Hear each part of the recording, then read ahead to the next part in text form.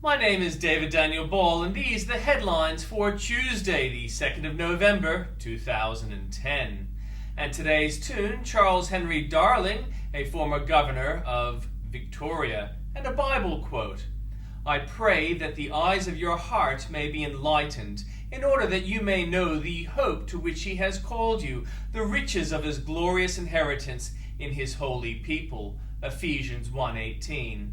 And from Fox, the last frontier will most likely be the last state to decide who will represent it in the Senate, as a poll shows a roller coaster race between Tea Party favorite Joe Miller, Senator Lisa Murkowski, and Democrat Scott McAdams. Freshman lawmakers will face renewed debates over stimulus spending and the healthcare overhaul, but also Social Security and offshore drilling. Elections X factor Mother Nature. With so many close races across the country, many pundits on both sides of the aisle will be closely watching the weather reports, as one study suggests storms keep some voters at home.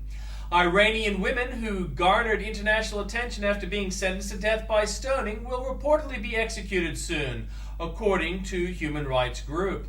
And in breaking news from news.com.au, broadcaster Darren Hinch says he is not at all sorry for publicly naming a pair of sex offenders in breach of a court order. Taronga Zoo has welcomed a rather big bundle of joy into the world with its third Asian elephant calf born at 1:12 a.m. this morning.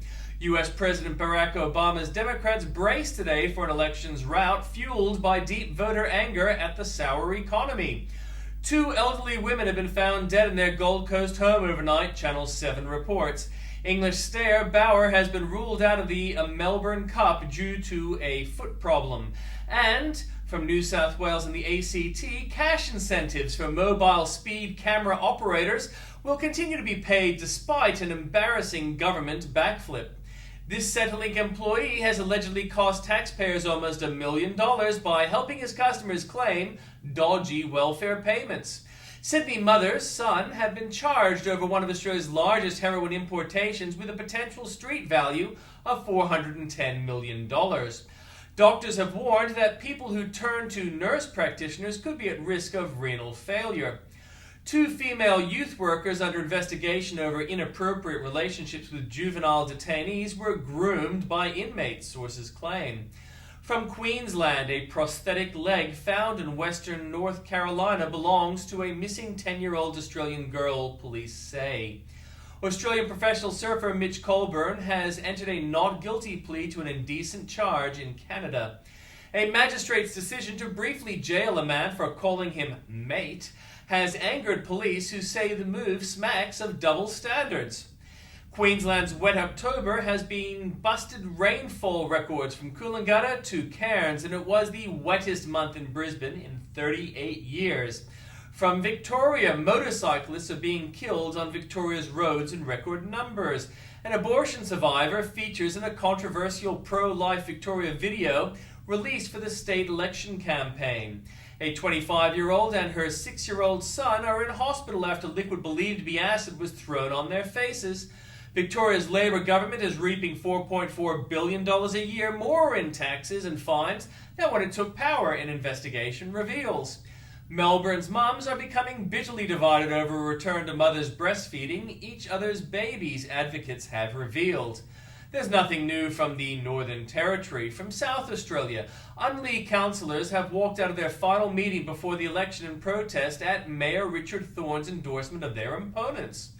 Annesley College parents, stunned by the resignation of its new principal, are already looking for new schools, as Pulteney Grammar again invites a merger.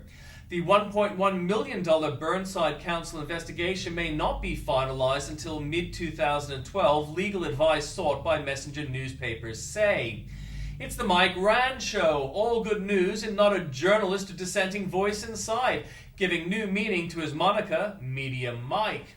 Students will no longer have to study maths or science in Year 12 to be accepted into a Bachelor of Science at the University of Adelaide from 2012. More than $100 million in state government assistance to a raft of companies has gone unchecked by Parliament for 5 years.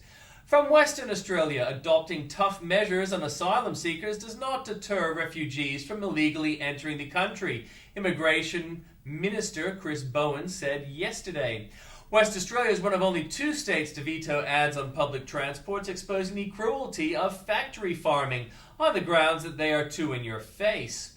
The suicide of a witness in a city council misconduct inquiry makes it even more important that the facts of the case are revealed, the CCC says.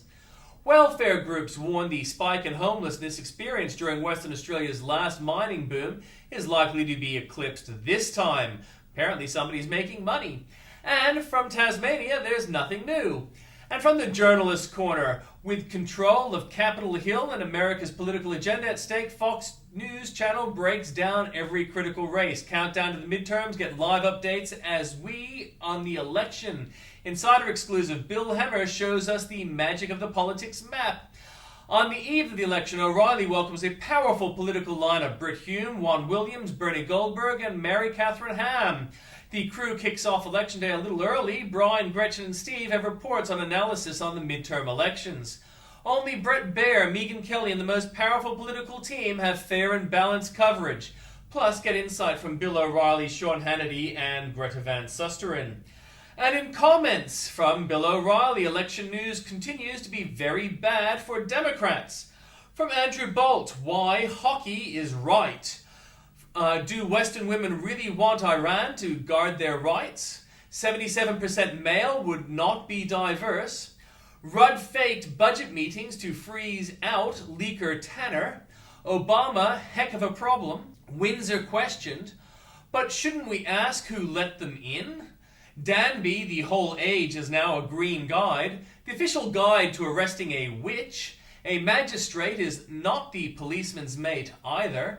Our racism isn't the cause of black poverty. And all this while Nauru says, pick us. More for you there at the links.